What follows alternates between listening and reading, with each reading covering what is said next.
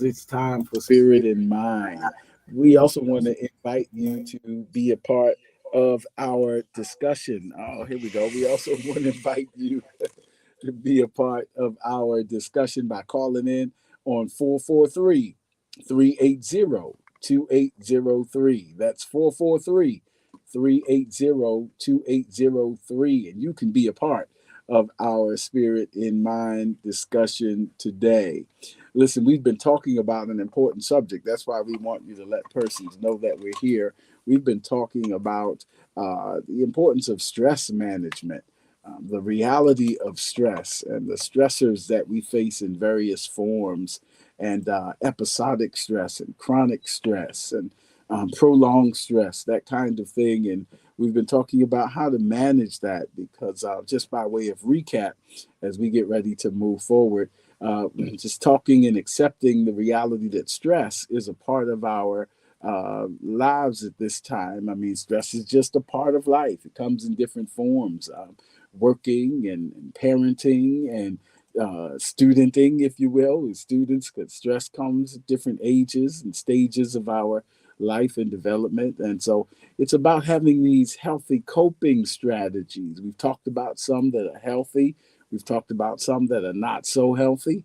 And we invite you to be a part of the discussion. Maybe you can share and give insight on some of the ways you manage some of the stressful moments of your life. Because, again, this is a connection thing. We invite you to stay connected with us on Spirit in Mind.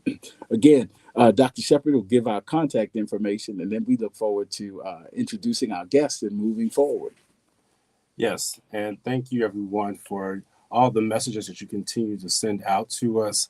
I want to say that you can contact Bishop C. Guy Robinson, those who are following us, who are streaming. We want to make sure that you are following us, following him in particular at his Facebook and Instagram page of CGR Ministries.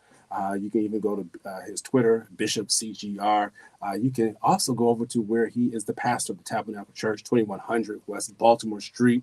And he will gladly perform what I say spiritual direct care services, and you can enjoy all of those. Remember, Bishop is an author too, so you can go to Amazon and all those places where you can purchase books called Critical Collaboration, and he is working on others. And so we want you to know you can find him there. Then, if you're in need of direct care services professionally, if you're in need of mental health services, please contact me. You can contact me on my website, drjonathanshepard.com, which Bishop is back up. Lord, thank you, Jesus. And Instagram and Twitter, Dr. J. Shep. And you can follow me on YouTube and subscribe, I should say, on YouTube, Dr. Jonathan Shepard. You can follow me also on Facebook at Dr. Jonathan Shepard. So please, please, please reach out to us. We're loving the information that many of you all are sharing with us. I hear so many testimonials throughout the week about how the show is a blessing, and I want that to continue. So please reach out to us. We'll be glad to service you. Absolutely. And so we thank you for staying connected and getting connected, reconnecting, all of that. And we want to remind you again, one more time, that the call in number here is 443 380 2803. So, listen, if you were a part of our discussion last week, you know that we have a powerful guest, and we want to maximize uh, her time and availability. Dr. Karen Mason is professor of counseling and psychology and the director of the MA counseling program at Gordon Conwell Theological Seminary. She's the author of several books and specializes in the area of suicide prevention, and has a heart for church and pastoral care. And her newest book is entitled The Essentials of Suicide Prevention, a blueprint for churches. A very sobering subject, but very important for us to address in this age of so many stressors. And so she was with us last week. I had the pleasure of being a protege of her pedagogical expertise. She's my doctoral mentor, and so grateful that she has made time to be with us live on Spirit in Mind. So this is for part two. So hello, Dr. Mason. How are you today?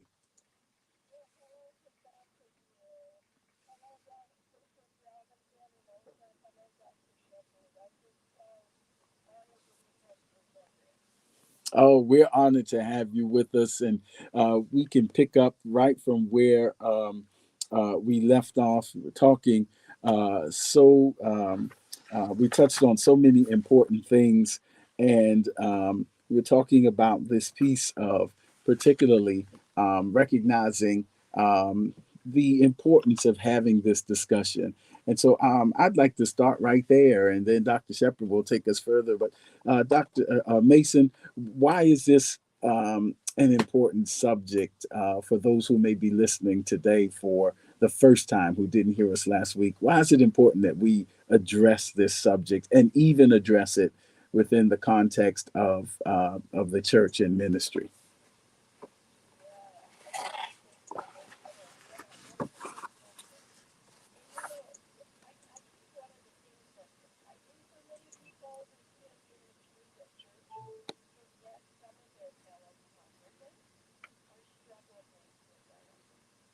Mm.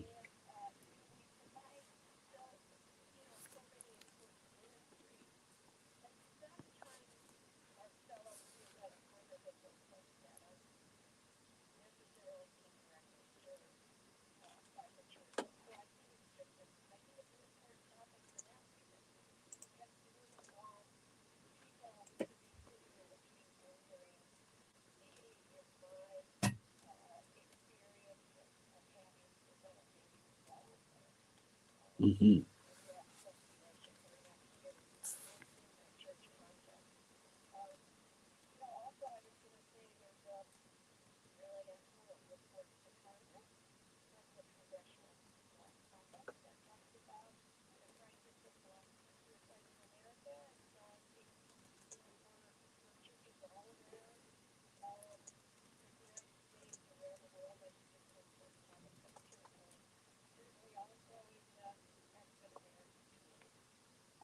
Yeah, and thank you, Dr. Mason, for even saying that, because people have to realize that Black people do kill themselves. I'll say that again. Suicide is in the Black community. And one of the things that we have to understand, recognize, and acknowledge is that the American Academy of Pediatrics in 2018 shared with us that Black youth between the ages of 5 to 12 are now the highest number of people in that age category who are completing suicides. I'll say that again, completing suicides, not attempting, but actually completing suicides. And that should trouble you, because Blacks are already 13% of the US population. And now here our Black youth are leading in that category. And it has not changed. We're in 2023, 5 years later. And so I just wanted to highlight that we are aware of that in the world of medicine. But it seems like people are asleep, don't think that that's happening. I've been, unfortunately, the recipient of that type of news, even within my own work environment, of people who are taking their own lives. And so, thank you, Dr. Mason, for even just sharing that. We have to make sure that that message sounds in our churches, that we ring the alarm, if you would, to let them know that suicide is real, it's happening. I don't know if you want to comment after what I just stated, Dr. Mason.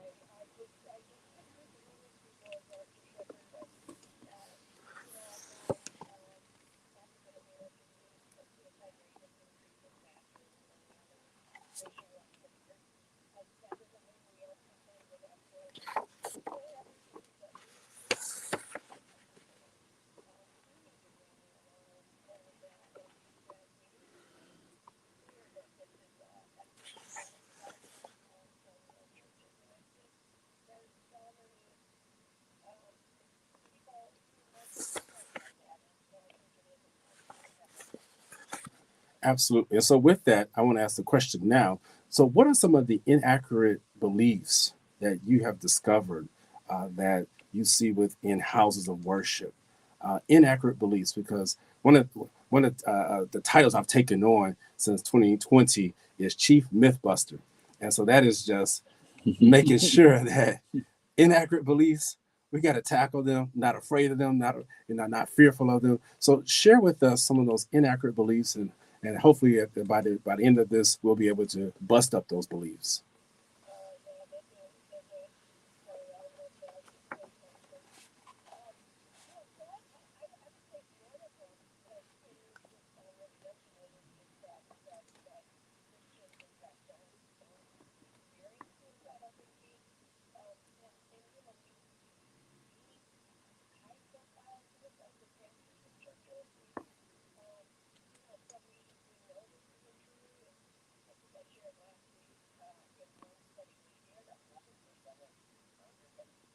Wow.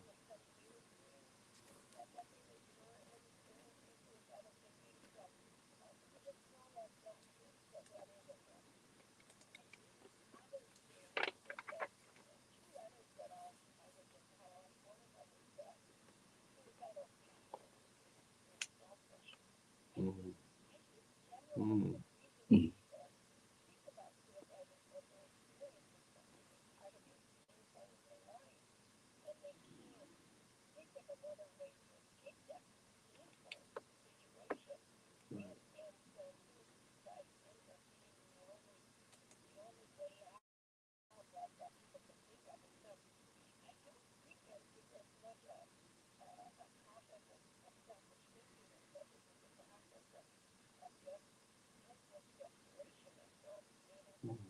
Right. Wow.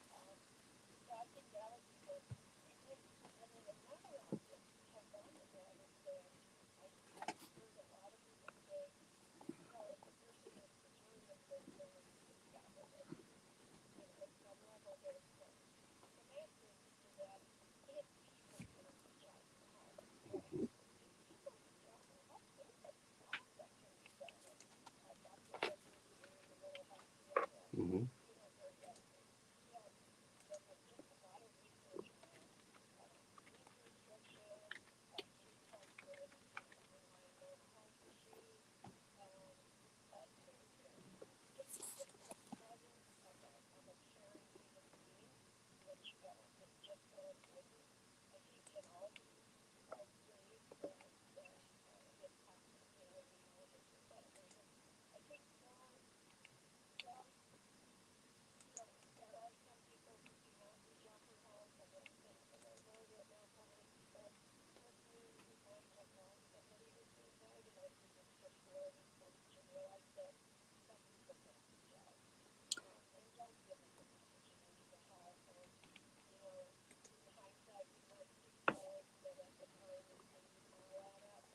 Mhm.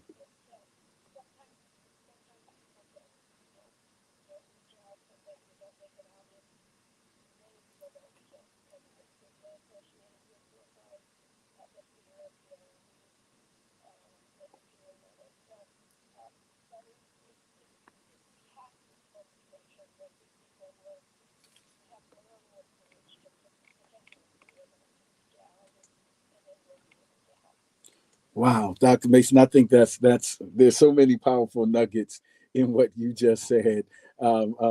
One that is sticking out immediately is that dismantling and deconstructing that myth and that narrative of it being a selfish act, and Yes. to reframe that in the thoughts of it being expressions of hopeless desperation. That is so powerful, and I like the way you put the other piece because we're deconstructing, but also hopefully constructing healthier frameworks. And that idea for me, what's sticking out is that there is help and there is hope for persons who are facing things that may seem hopeless and desperate. It's so important that that narrative be changed to like there Is is help, help and and there there is is hope. hope. And I I like like something something you you said said in in the the introduction introduction of of your your book book that that saving saving or or preventing preventing or or preserving preserving one one life life is is worth worth it. it. Wow. Right? So So if if somebody somebody today today is is listening listening and and we can be an instrument of prevention and a messenger of help and hope just for one person. And if somebody who's listening may have somebody who you know is facing some situations and maybe even opened up to you, hopefully we're giving you avenues on how to pursue the path of help and hope. So, Dr. Mason, I So, did Dr. have this. Mason, I The did have final this. thing that The you brought final up thing that you brought up that I did want that I did want to talk about is we talked about families of those who have committed suicide. And in the provision of pastoral care, we commonly minister or have to figure out how to minister depending on our expertise and exposure. Can you talk a little bit about how the survivors or the families need ministry and help and hope, and maybe the stigma or embarrassment that they may carry, and how important it is for churches to be aware of for a ministry for those who have survived?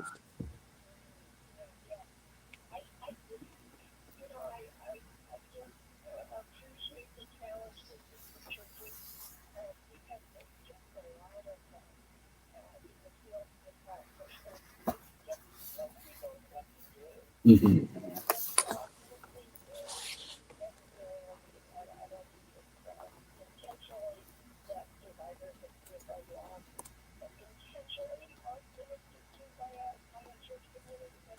Yeah.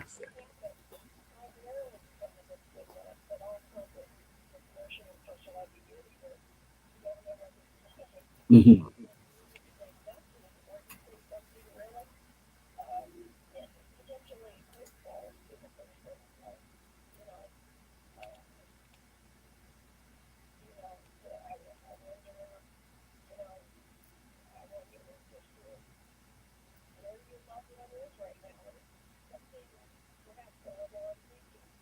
Yeah.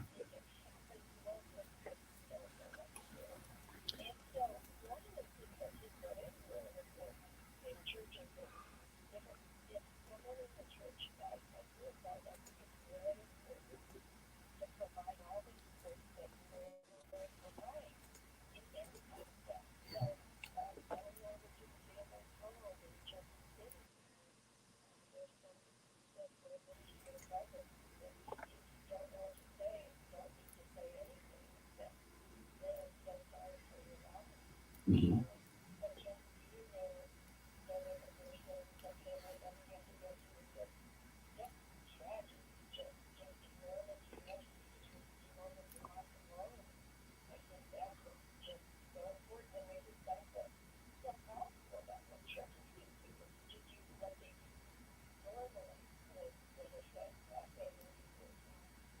That's right. So, and that's that ministry of presence. If anyone is listening, it's so important. That ministry of presence. That's reminiscent for me from the effectiveness of Job's friends initially. In the book of Job, when it says that they just sat with Job in the midst of his losses for 7 days and 7 nights. They didn't say anything. Actually, it's not till the end of Job that they started talking that God said, "They did not speak of me what is right." That's right. Right, right. Wow. But the ministry of presence was actually better than the ministry of rhetoric at that moment. And so, yeah, so we just wanted to give some persons, but I think the important thing for my line of questioning was just to raise awareness that there is a pain that families and the survivors of persons who have committed suicide face as well. And just being mindful of that gives us mindfulness can go a long way. Mindfulness and presence in those two areas. Yeah, yeah. Go ahead, Dr. Mason. Yeah.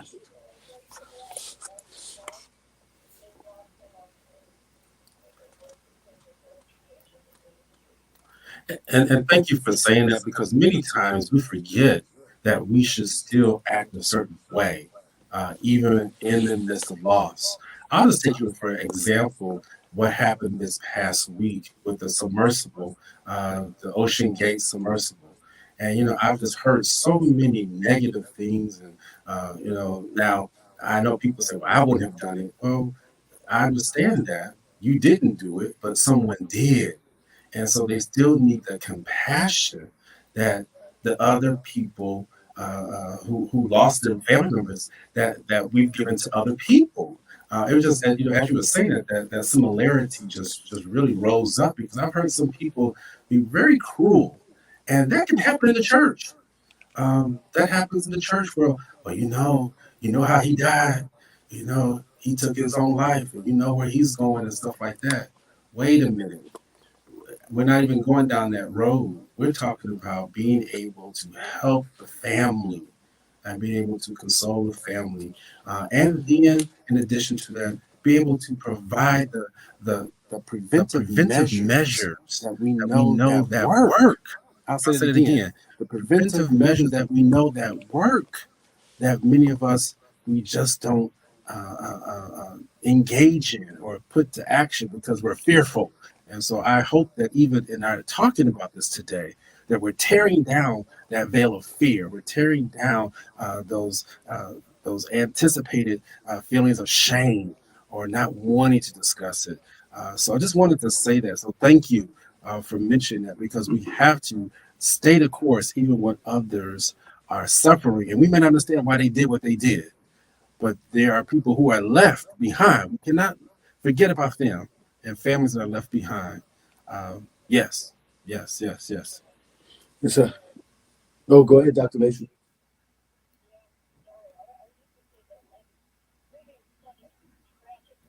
Hmm.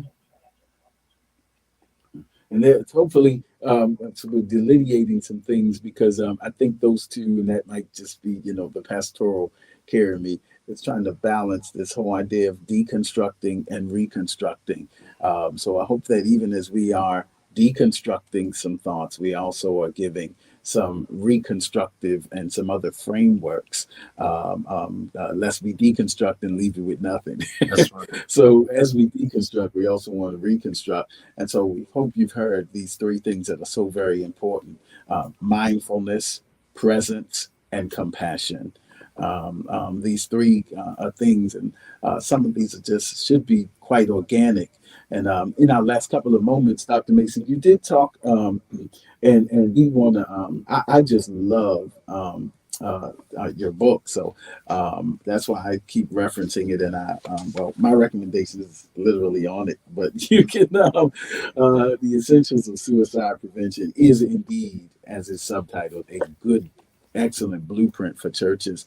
And you talk about these phases in terms of prevention, intervention, and postvention.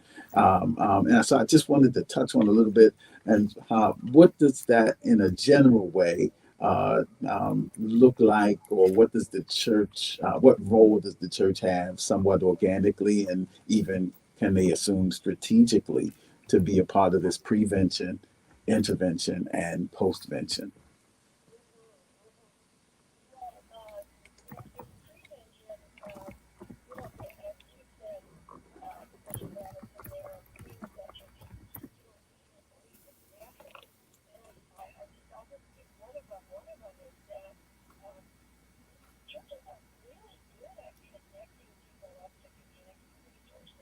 Mm-hmm.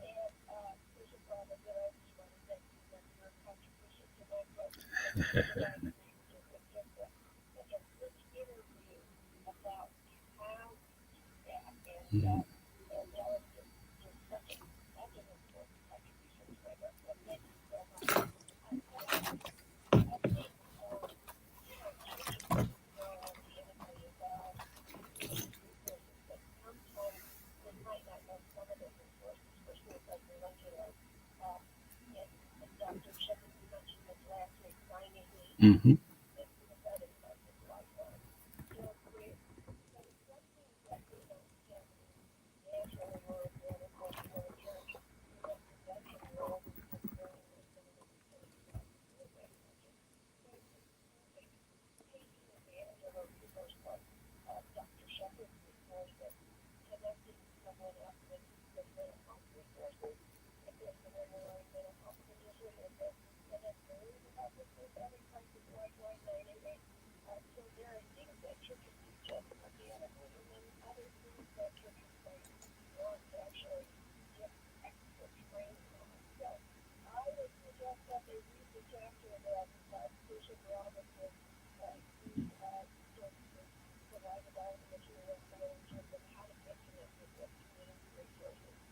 Absolutely.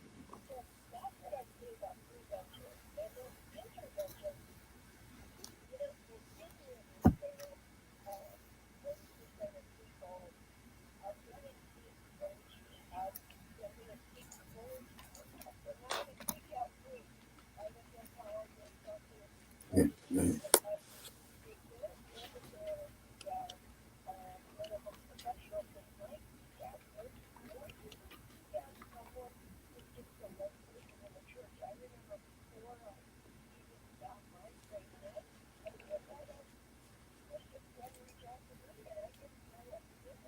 Mhm.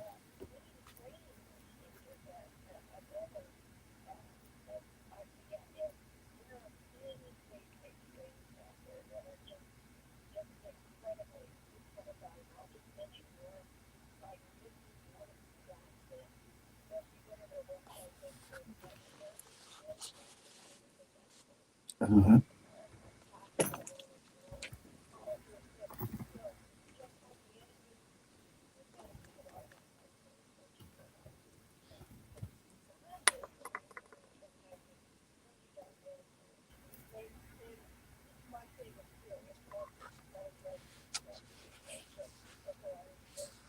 Mhm.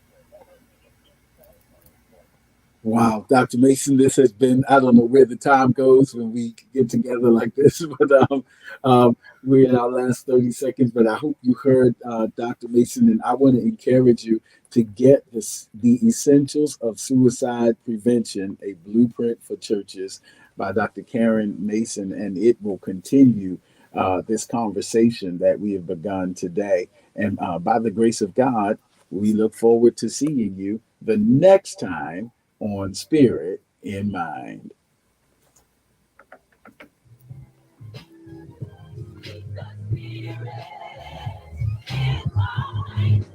Don't forget to follow us on social media.